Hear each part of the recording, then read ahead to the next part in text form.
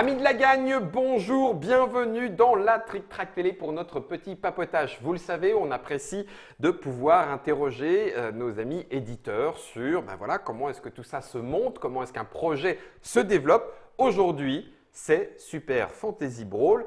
Léo nous en avait déjà parlé. Salut Léo. Salut Guillaume. Tu étais venu nous en parler lors du précédent papotage où on avait fait un petit peu le point sur nos différents projets. On avait parlé de celui-ci. Il y avait eu la livraison de Joan of Arc qui était lancée. Voilà. On sait que Ragebuster s'approche aussi. Oui, il est dans les temps. Et là, on est en train de regarder de revoir la dernière maquette. Et donc, ça va bientôt partir en production. Ouais. Et Super Fantasy Brawl, un jeu qui a une histoire un petit peu particulière puisque il fait partie de ces jeux qui vous sont présentés, le jeu de Jochen Eisenhower, je l'ai bien dit Hoot, autant pour moi, à Essen, il n'y a pas si longtemps que ça finalement. C'est un jeu qui, voilà, c'est vrai comme tu le dis, quand on est sur les salons et on fait beaucoup de salons, on est vraiment dans beaucoup de salons, il y a beaucoup de créateurs qui viennent nous dire, voilà, je viens vous présenter mon jeu, est-ce que ça vous intéresse? Ou alors, on reçoit nous-mêmes des prototypes et des jeux chez nous. Donc, on teste vraiment très souvent beaucoup de jeux.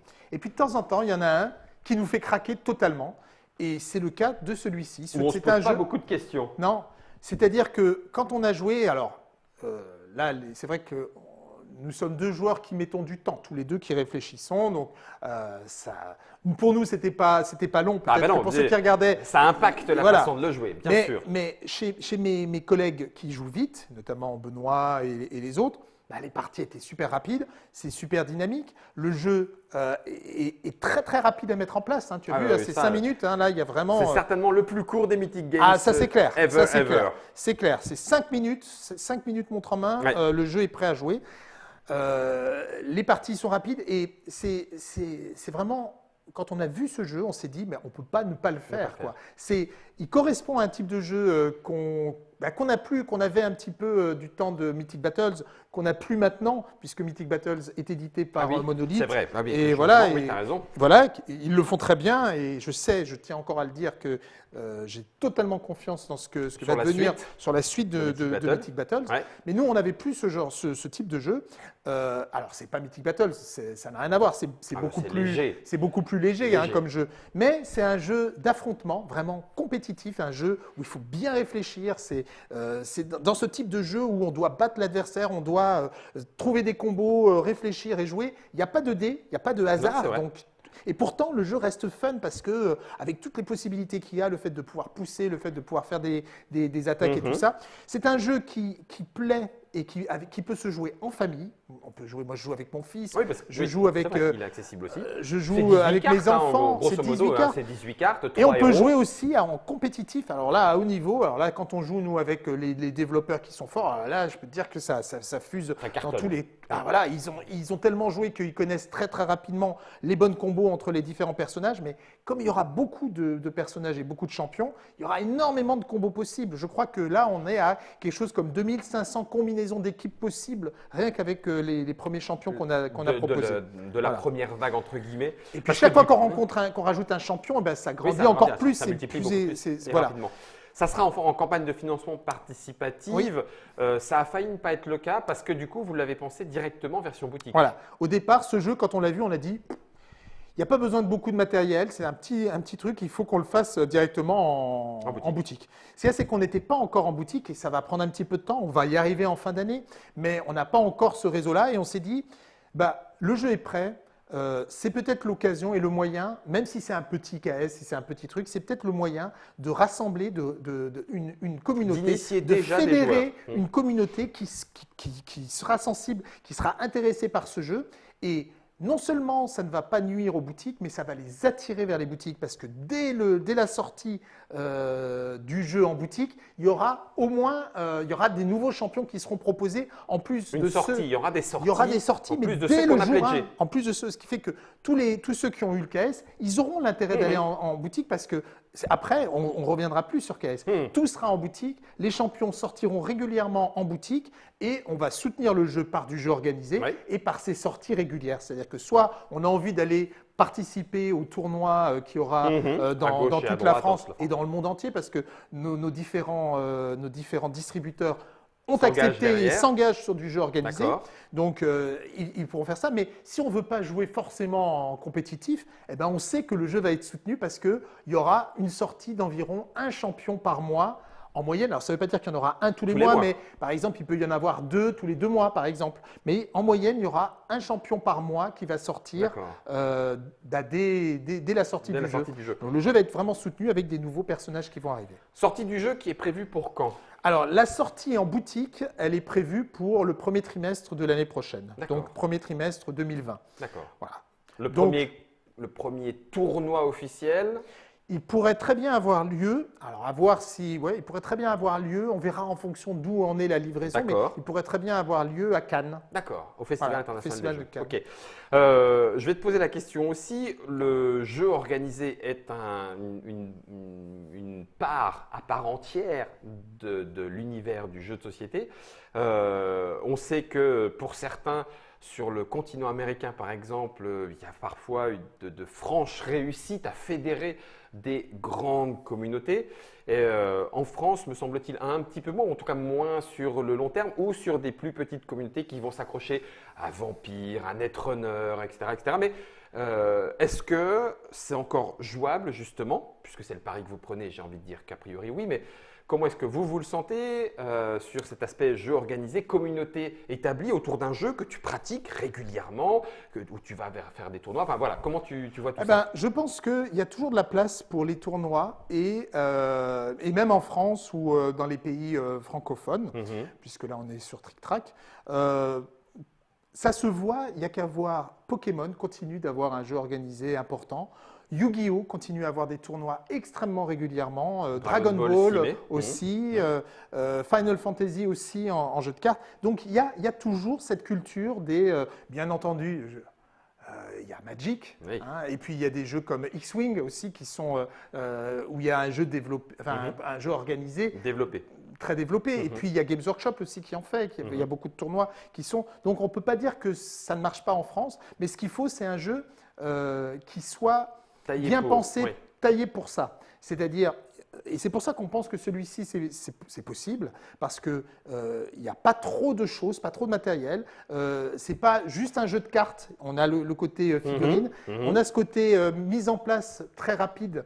Parties qui ne sont pas trop longues, qui font que c'est possible de faire aussi du tournoi. Et il y a le thème aussi, et le graphisme, qui va plaire à un public assez large, puisque vous avez vu, ce n'est pas les mêmes…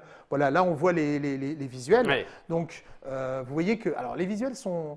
On a des artistes qui ont bossé pour Blizzard. Oui. Ça se voit un petit peu dans le style, mais pas complètement. Mais ce n'est pas complètement. On a quand même cherché un style vraiment particulier. Et qui se retraduit également dans les figurines. Donc là, nous avons Deryn. On va regarder un petit peu, là, en effet, les visuels. Nous avons Deryn, la chasseresse. Ça, c'est Goldar, qui est le pirate des nombreuses mers. Ogre, ouais. C'est un pirate ogre. Donc lui, on l'a vu, puisque vous l'avez vu jouer, c'est un personnage… très résistant, il a de l'armure, il a des points de vie, il peut pousser ou tirer, il a son ancre avec sa chaîne qui a remplacé sa main, il a un harpon, donc il peut aussi harponner. Donc c'est un personnage difficile à bouger et qui peut bouger les autres et qui peut bien encaisser. Là, on a Tsu Xiao qui, lui, est vraiment un combattant. Lui, il a ses deux lames de jade. Et lui, il peut sauter, il bondit, il peut tailler en pièces ses adversaires et leur faire perdre la moitié des points de vie, aider ses copains. Voilà, c'est un noble guerrier. On a Wrath, donc qu'on a pu voir aussi peint ici, qui est une. En fait, il y a un guerrier. C'est un guerrier. Souterrain. Oui, souterrain. C'est un guerrier taupe. Et en fait, c'est le complice de Kilgore, le troll, donc ils viennent du même endroit, parce qu'on va parler un petit peu de l'univers, peut-être ça peut intéresser aussi les gens qu'on parle un petit peu de ça. Voilà, Kilgore, c'est donc l'ami de Wrath, mais ce n'est pas toujours le cas. Souvent, ce sont des champions qui viennent d'époques et de lieux différents et qui ont été invoqués par les magiciens pour revenir combattre dans le Super Bowl. Là, Kilgore, c'est un troll. Il a une armure de noir acier qui est une armure, c'est un métal très précieux, très rare dans cet univers et qui donc le protège. Il a son espèces de griffes. Il peut lancer les personnages, donc ses héros, ses alliés champions, il peut les lancer. Il peut régénérer parce que c'est un troll. Il tape fort, il encaisse bien aussi. Voilà. Donc ça, c'est ce qu'on voit dans la boîte de base. Ça, ce sont ceux qu'il y aura dans la boîte de base. Voilà, on a Dougroun, donc qui est un. Alors lui, c'est vraiment le tank. Hein. Il a 2 d'armure, ce qui est énorme dans le jeu. Ouais. Il a 6 points de vie, ce qui n'est pas énorme parce que c'est une petite boule. Ouais, mais avec les 2 points d'armure. Avec les 2 points d'armure, il est très difficile. Et puis quand il monte de niveau, il passe à 7 points de vie. Ouais. Il est très très difficile de le faire. Voilà, là on le voit qui s'apprête à rentrer dans l'arène. Ouais. Et vous voyez qu'il y a un combat au loin entre Su Chao, le guerrier tigre, et Guayen, la sorcière elfe, voilà, des tempêtes. Donc là, on voit que elle, c'est l'archétype du personnage qui va faire des dégâts, qui est fragile, qui fait des dégâts à distance, mais si on la chope au corps à corps, elle a 0 point d'armure et 6 points de vie, elle peut très facilement être dégommée, mais l'avantage avec le jeu, c'est que le personnage ne devient pas inutilisable pour autant. Il revient et donc on sait que ce n'est que ça fait perdre un point de victoire, ou ça donne un point de victoire à l'adversaire, mais elle va revenir avec tous ses points de vie et revenir dans la partie. C'est ça qui est bien dans le jeu, c'est que ça ne s'arrête jamais et que les 3 champions, on les utilise jusqu'au bout pendant toute la partie. Ouais. Là, on a Kolel, qui est donc une sorte d'éclaireur, voilà, qui a une sarbacane et donc des attaques à distance avec du poison qui peuvent donc blesser les autres. Elle monte une espèce de caméraptor qui lui permet de faire des sauts, de se déplacer rapidement. Elle peut faire un gros saut, faire une attaque et hop, refaire un saut et repartir. Super. Donc elle a pas mal de cartes et elle a du contrôle aussi. Elle a des cartes qui vont lui permettre de planifier beaucoup. Donc on va pouvoir piocher beaucoup, planifier 3 cartes par exemple. Et donc pour les joueurs qui aiment bien les combos, ça permet de planifier, de garder les cartes et de savoir jusqu'à 3 cartes, en avoir beaucoup dans sa main, d'en choisir 3 pour planifier le tour suivant. C'est un jeu où on planifie en permanent, on essaye de… Alors là, on voit la zone natale, la région, la terre natale de Su Chao. Donc vous voyez, d'ailleurs là, le dessin est fait par Bayard Wu, qui est un des illustrateurs de Mythic et de World of Warcraft et de Games Workshop. Donc vous voyez, il vient de ce pays du soleil sans problème asiatique, hein, plus chinois d'ailleurs que japonais si on comparait aux cultures terriennes, hein, mais nous ne sommes pas sur Terre, non, bien on entendu. Nous sommes dans Fabulosa. Fabulosa, donc voilà. Alors là, on voit une scène de combat en pleine, en plein. D'ailleurs, action. J'ai hâte que vous voyez le trailer du jeu parce que vous allez voir. Parce que vous avez mis ça cartonne. Vous avez une fois encore, vous avez mis tout ça en œuvre, vous avez mis tout ça en mouvement. Bah oui. Tu en as vu quelques images. Qu'est-ce que tu en penses? Mon avocat ne me permet pas d'en dire grand-chose puisqu'a priori c'est encore secret. Mais non, mais une fois, pour ceux qui ont déjà vu les trailers, c'est ce qu'on a dit, enfin c'est ce que j'ai dit à Léo. Hein, je dis en fait, on a déjà un jeu vidéo là presque. Donc ça, ce sont les champions. Ouais, ce sont des champions. Donc que l'on aura en partie dans la boîte de base. Voilà. Dans la boîte de base, alors, il y en a combien? Il y en aura 12 dans la boîte de base Kickstarter, 6 dans la boîte boutique. Retail. Ouais. Là, il y en aura 12. Et ce qu'on voit sur les figurines, alors vous voyez que les cartes… alors là, on voit que les dessins des cartes sont différents par chaque personnage. Alors pas sur notre prototype, ils étaient tous les mêmes, mais il y aura une illustration unique par carte, bien sûr. Pour montrer ce que fait la carte. Pour montrer ce que fait la carte. Et donc, on a vraiment… parmi ces 6 cartes, il faut savoir qu'il y en a 2 de chaque couleur, 2 rouges, 2 jaunes, 2 bleus. C'est les 3 essences du jeu. Les 3 essences du jeu. On sait que quand on acquiert un champion, parce qu'on pourra les acheter séparément aussi, à part ceux qui sont dans la boîte de base, mais par la suite, ils seront souvent seuls. Parfois, ils seront regroupés. Mais autour d'un thème. Mais on sait qu'on va récupérer 2 cartes de chaque couleur et on va récupérer une carte qui va servir pour son groupe. Oui, parce que la carte de réaction, elle n'est pas liée à un seul personnage, mais elle peut être jouée sur n'importe quel champion. Donc, c'est souvent de cette façon-là qu'on construit les synergies. Voilà. D'accord.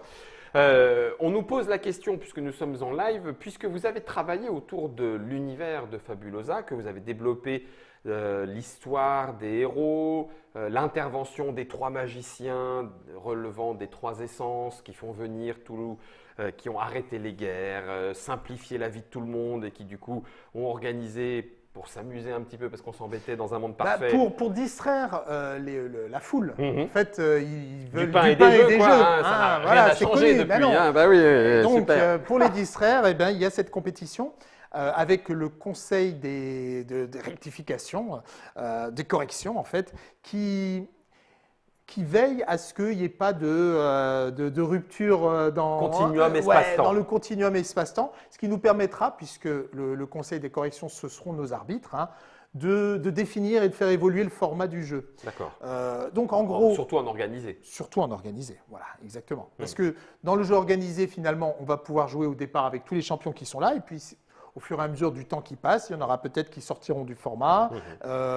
Peut-être que ça sera un glissement dans le temps, comme pour Magic par exemple, ou peut-être que ce sera certains héros qui pourront plus être joués. On verra comment ça va se passer. Ça va dépendre aussi du feedback et de ce qu'on va voir. Dont les joueurs vont s'en emparer. Des résultats qu'il y aura. Est-ce qu'il y a un personnage qui, malgré nos tests, paraît plus fort, plus joué, ou tout le temps joué. Donc voilà, on va pouvoir essayer de faire ça. Et donc le jeu va évoluer en même temps que les gens qui le pratiquent. Est-ce que ça veut dire que, on l'a vu, tu parlais tout à l'heure de Games Workshop, et certains jeux ont un univers qui évolue en proposant du jeu organisé, en disant bah voilà, inscrivez-vous, vous jouez le bien, vous jouez le mal. Si l'ensemble des joueurs mâles gagne plus, bah le mâle prend un avantage, et donc l'univers évolue aussi avec les joueurs. Oui, il y avait L5R aussi qui faisait ça. L5R le faisait aussi. Oui, tout à fait. C'est tout à fait possible puisque l'univers, finalement, nous l'avons développé et il y a des tas de choses qui peuvent se faire. Donc oui, pourquoi pas. Et on peut tout à fait imaginer, pourquoi pas, par exemple, que dans un championnat du monde, puisqu'on le fera aussi certainement, hein, on va essayer de faire des championnats par pays et puis ensuite une grande finale de championnat du monde peut-être jouée à la Gen Con, à voir. Et ben on peut très bien imaginer qu'un gros événement va avoir une influence sur le monde et sur la suite. C'est tout à fait possible puisque finalement on peut jouer, on peut faire venir de nouveaux héros, de nouveaux personnages. Donc l'univers de Fabulosa, c'est comme tu l'as dit, un univers de magie, de high fantasy. C'est un univers de magie qui était plongé dans une guerre éternelle pendant des siècles et des siècles, jusqu'à l'arrivée des 3 mages qui maîtrisent les 3 essences élémentaires, qui sont la création, l'énergie jaune, la destruction, qui est l'énergie rouge, et la manipulation, qui est l'énergie bleue. Et donc tout dans le jeu tourne autour de ces 3 éléments. Les zones à contrôler autour de la statue du personnage, les essences qu'on peut jouer. Qui ne sont pas ça, hein. Là on les a pris d'un autre jeu pour vivre. Il y aura ce qu'il faut. Il y aura une statue de chaque personnage dans le Kickstarter. Ça fera partie des petites particularités qu'on aura dans le Kickstarter qu'on n'aura pas forcément dans le jeu de base. C'est ça qu'on regarde. En fait, dans le Kickstarter, ce qu'on veut, c'est donner un bon deal pour les gens qui nous auront fait confiance, qui auront voulu prendre le jeu à l'avance.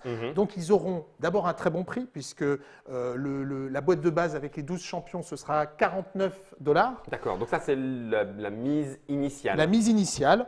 Après, il y aura peut-être des petites améliorations plutôt, on va dire, cosmétiques. Pour genre des tapis néoprène ou des boîtes de rangement des sleeves, etc. Et puis peut-être des petites surprises aussi dans le Kickstarter. Je ne vais pas tout donner parce que je ne vais pas tout dire parce que d'accord, il n'y aura pas de stretch goal. Alors oui, là on voit des nouveaux personnages. C'est fou ça. Excuse-moi, si tu peux revenir. Vas-y, reviens. Voilà, là c'est Marius. Donc ça, ce sera un personnage que vous n'avez pas encore vu, mais vous pouvez voir sa figurine. Donc c'est une sorte de loup-garou, un grand guerrier très puissant qui est souvent plus fort quand il est mal en point. C'est-à-dire quand il a perdu un petit peu de points, alors là il a une sorte de frénésie de rage et il devient encore plus fort. Donc ça c'est notre loup-garou. Le Berserk. Voilà. Il a une armure en os. On a Corvache qui lui est donc un orc. Et alors lui, sa puissance vient de son épée en fait, qui est une sorte d'épée qui contient une sorte de dieu en fait dans son épée. Et donc en fait il est un peu manipulé par son épée, qui va vouloir boire du sang, qui va vouloir évidemment ça va vous faire penser à certaines choses, mais c'est mélangé avec un orc. Et quand il joue dans le jeu, finalement, lui, il aime bien être au milieu des autres parce qu'il va avoir des bonus. Plus il y a de gens autour de lui, plus il va pouvoir taper fort. D'accord. Donc lui, c'est également un des champions qu'on va retrouver dans le Kickstarter. Voilà. Wow. Alors, on a Hackett qui est un phénix. Oh, Donc lui, ben, voilà, comme le phénix, il va pouvoir renaître de ses cendres et revenir. Donc, il peut voler. Il a son épée de feu, donc il peut taper. Il peut transporter des personnages dans son vol. Il peut faire des attaques en piqué. Voilà. D'accord. Il est très intéressant aussi à jouer. 7, 8, 9, 10, Et là, on a Sulka. 11. Sulka qui est donc Naga. voilà, qui elle va jouer beaucoup sur le poison, Ouais. qui est, on voit l'inspiration, elle vient également d'Orient, hein, un peu comme Su Shao, mais Ouais. elle plus Japon. D'accord. Donc plus, mais bon. Là, en fait, on a presque découvert ceux Ceux du Kickstarter. La première vague, Ouais. on va dire, hors surprise et autres. Voilà. Les statuts. Donc, tu parlais actuellement des stretch goals, mais pas vraiment stretch goals. C'est-à-dire que, en termes de gameplay, il n'y aura pas d'exclusif KS. Non, il n'y aura pas d'exclusif KS. Donc ceux qui vont venir sur KS vont avoir un prix attractif parce que finalement, il y a cet engagement voilà, pour vous. il y aura un pledge de base à 49 $, un all-in qui sera à moins de 100 $, peut-être 90 $ maximum, à voir. Il faut qu'on regarde. Mais je ne révèle pas tout parce qu'on ne veut pas tout dire dès le premier jour. Il y aura des Surtout que il y la aura campagne des- sera courte, donc il faut la- l'animer. on va l'animer et on va l'animer en faisant des lives tous les jours et en révélant des surprises, en montrant bien sûr des parties et en interagissant avec les gens. Et puis bien sûr, comme il y aura des surprises, on va pouvoir à un moment faire le point sur les surprises. justement. Donc voilà, donc c'est ça. Si on va sur le Kickstarter, pour 49 $, on aura tout le matériel que vous voyez là, mais avec 12 héros. Alors, précisons 12 champions. Précisons que ce que vous voyez, ce sont des figurines donc, de taille importante. Hein, vous avez Oui, tout vu, à hein, tu as vu, il y a Soclé. voilà, avec un socle comme ça, avec un socle en 3D, Texturé, travaillé. texturé, travaillé, absolument. Donc c'est vraiment des belles figurines, on les a bien en main, elles sont dynamiques. Et il y aura les cartes, donc 6 cartes par personnage, plus la carte du champion. Hein. Il y aura les tokens de points de victoire, il y aura les tokens de blessure, il y aura les cartes de défi, il y aura les tokens de piège. Et puis, il y aura certainement une boîte de rangement Pour mettre tout ça. spécifique Kickstarter. Ça, par contre, oui. Où là, vraiment, les figurines seront… alors là, c'est vraiment un truc, on a fait un truc vraiment Luxe. chiadé. Vraiment chiadé. C'est-à-dire que là… ça sera compris hein, dans le prix, hein, ça ne sera pas vendu à part. Ce sera une boîte où chaque figurine aura son emplacement spécifique et vraiment joli. Hein. J'ai vu les croquis. C'est vraiment très très beau. Donc voilà. La boîte de base des 6 champions, ce sera peut-être dans les 30 € les 6. Donc alors, à voir, hein, si c'est 30, 35, c'est peut-être 35. Je n'ai pas les prix exacts mais du coup, par rapport à l'offre Kickstarter sera méga intéressante. Quoi. Ça veut dire aussi qu'on a parlé là pour le coup, un jeu de plateau plus court que les autres jeux. La map là, elle n'est pas recto verso, il n'y a pas de différents… Non. On a vu qu'il y avait différents modes, donc se faire ses champions en arrivant avec 5, on en élimine un, puis on va en choisir jusqu'à en avoir 3. Nous, on a drafté avec les champions qu'on avait, donc c'est le mode un peu plus tranquille, on se fait une petite bataille. Donc il n'y aura pas d'autres cartes pour l'instant. Il n'y aura pas d'autres plateaux pour l'instant. Pour l'instant, il n'y aura que celui-ci, mais ce n'est pas impossible qu'à l'avenir, on puisse en proposer. Ce qu'on va faire déjà, c'est que le jeu, c'est vraiment du 1 contre 1. Mais on va aussi rajouter des modes un peu fun, et notamment du 2 contre 2. Ah oui, voilà, c'est pour ça qu'on parlait de 2 camps. Voilà, de 2 camps. On pourra jouer à 2 contre 2 en ayant chacun a priori 2 champions. D'accord. Donc ça fera 4 champions contre 4 champions. Ça tient sur la map aussi. Donc ça tient sur la map aussi. Okay. Et on aura aussi un mode solo. Alors là, c'est vraiment, il va falloir un autre paquet de cartes pour pouvoir jouer.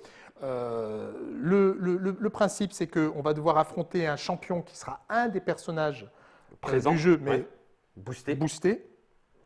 Et donc, il va falloir réussir à l'éliminer avant une limite de temps qui est Normalement sur la carte des challenges, voilà, enfin sur la le carte plateau des des challenges. exactement. D'accord. Ah oui, ok. Avec des façons de le faire progresser plus ou moins vite. Et donc, ça sera difficile, mais ça rajoute du fun. Puis, Si on veut puis jouer, le fait de pouvoir jouer tout seul. bah voilà, on pourra jouer tout décider. seul. C'est un mode aussi qu'on va proposer pendant le Kickstarter. Qui sera en boutique?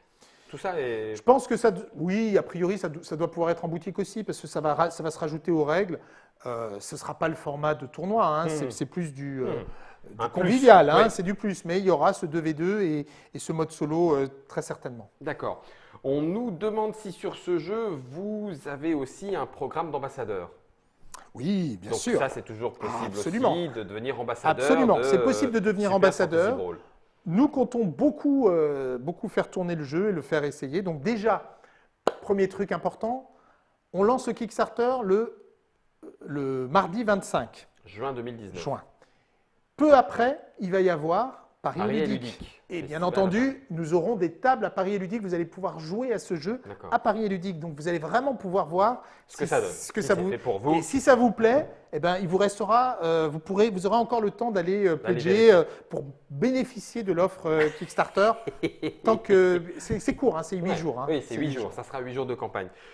Autre petite chose, tu l'as dit un petit peu tout à l'heure, c'est juste pour bien fixer. Vous avez vraiment prévu de le soutenir. Il y a le jeu organisé, certes, mais tu disais en moyenne un champion nouveau par mois. Voilà. Donc ça veut dire que à l'issue même de la première année, donc février 2021, on aura vu 12 nouveaux champions. Oui. Plus les 12 qu'on avait déjà vus. Oui. Ah oui, donc ça va. Ah, ça va carburer, hein. Ça va carburer, mais je pense que. Alors, c'est pas dit que ce soit tous les mois qu'il y en ait un nouveau, mais en moyenne, un par mois, donc peut-être que voilà. Et je pense que les gens seront contents après avoir fait toute leur partie de se dire bah, tiens, quel est le nouveau champion qui arrive, et paf, ils vont aller le voir et ils vont l'essayer, ils vont voir que au début on a fait en fait il y a des persos qui les différentes valeurs sur lesquelles on peut jouer. Au départ, on a fait des persos plutôt équilibrés, bien sûr, qui vont dans un sens ou dans l'autre, mais plus ça va aller, plus on va se permettre de faire des personnages vraiment extrêmes dans un sens ou dans l'autre, et donc de se dire, voilà, ce personnage, il est très particulier, mais il va vraiment apporter quelque chose de différent. Si vous voulez le jouer en combinaison avec ça, ce sera possible. Et donc, on a déjà plein d'idées, plein de persos. Avec un mélange des genres, parce que du coup, les magiciens vont chercher à toute époque, donc rien n'empêche qu'il y en ait un qui a un fusil, un autre machin, enfin, tout est possible. Égyptien, tout est possible. antique, voilà, il y a une grande liberté, c'est ça qui est de création et de style de jeu, et bien entendu, on ne va pas s'en priver. On va essayer de faire quelque chose, toujours dans le même esprit. Hein, c'est pour ça qu'on a les concepts ont tous été faits par la même personne. Le dessin de base a été fait par la même personne. On a 3 dessinateurs plus un concept artiste qui bosse sur le jeu.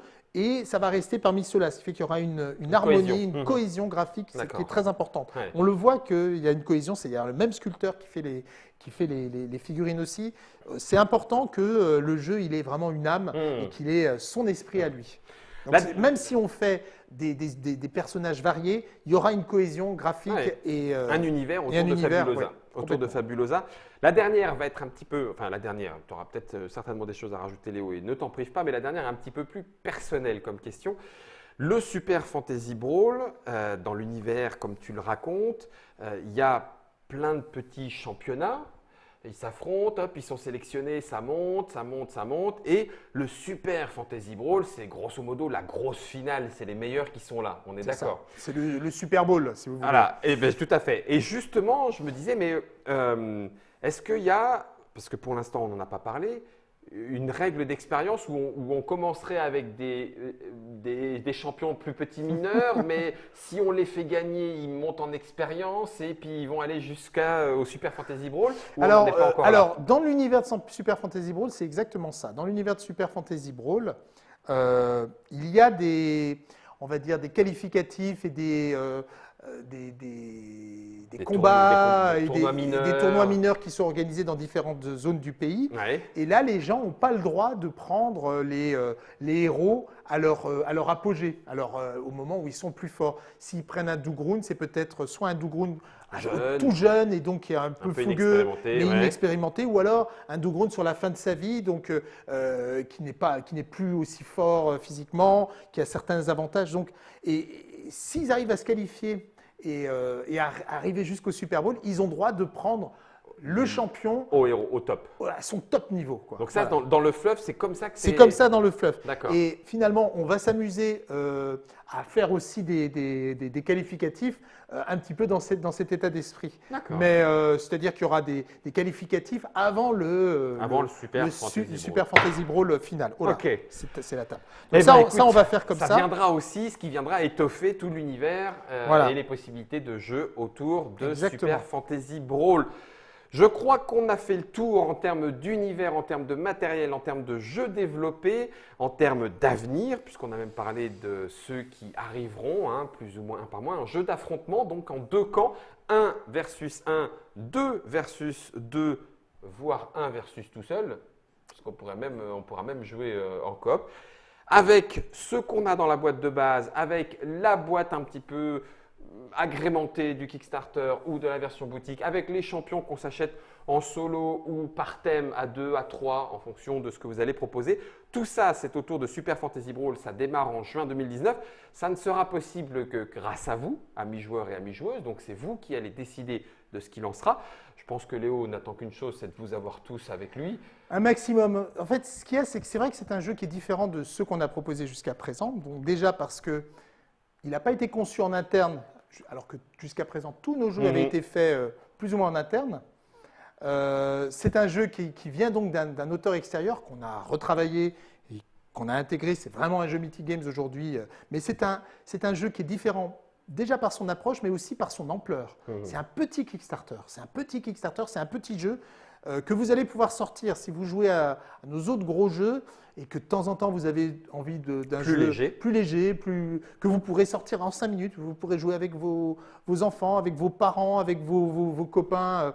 Avec votre copine. Voilà. Pour le plaisir de sortir, de jouer, de faire une partie de 40 minutes. Voilà, vous pourrez le faire. Par joueur, paf. Voilà, absolument. Vous pourrez le jouer. Il est agréable à jouer. C'est un vrai challenge intellectuel quand même. Tu as pu le voir. C'est vrai que il y a des moments, si tu veux. En tout cas, quand tu démarres, il y a aussi une courbe d'apprentissage parce que tu apprends les cartes, tu apprends la façon dont elles fonctionnent ensemble.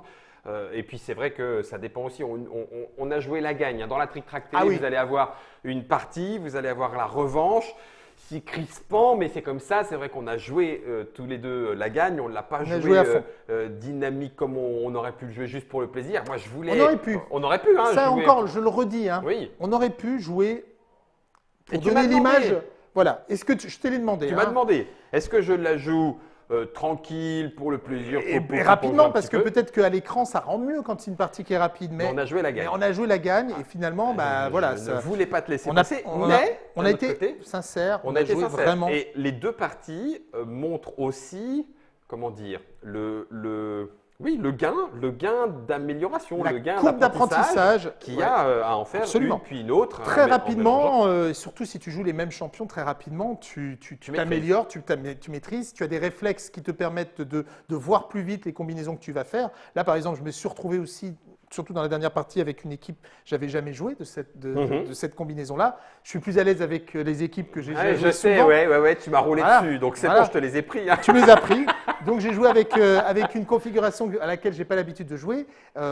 Mais quand vous aurez beaucoup joué à ce jeu, ça ira encore plus vite. Et puis vous vous amuserez parce qu'on découvre tout le temps des choses. Les parties sont toujours différentes. Mais c'est un petit jeu. Light et on va voir comment c'est reçu, sachant que c'est pas le gros truc, ça sera une boîte que vous allez recevoir et puis c'est tout, ça ira vite et ça sera ensuite en boutique et vous pourrez donc et le jeu va continuer à vivre en boutique. En tout cas, c'est ce qu'on lui souhaite. Merci à vous de nous avoir suivis. Merci d'être là, quoi qu'il en soit. Merci de partager, de faire des parties, de propager, entre guillemets, la bonne parole ludique, parce que c'est grâce à vous qu'on se retrouve ici avec Léo. Merci Léo d'être venu. Merci. Donc c'est le 25 juin 2019 à 21h, le lancement du Kickstarter. Le lancement du Kickstarter. 8 jours.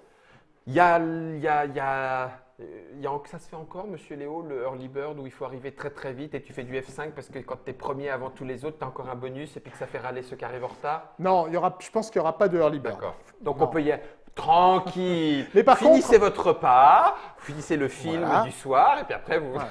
Par contre, il y aura une durée limitée. Ce sera que 8 jours. Ça Hein. c'est vrai. Voilà. Ça, Donc, c'est c'est pour faut ça pas que le rater. C'est bien, il y a des festivals entre les deux pour aller les essayer. Merci, je le disais, à vous. Merci à Germain pour la réalisation, puisque lui, il s'est amusé avec les figurines, mais de loin. Hein. Nous, on a joué, on a tripatouillé.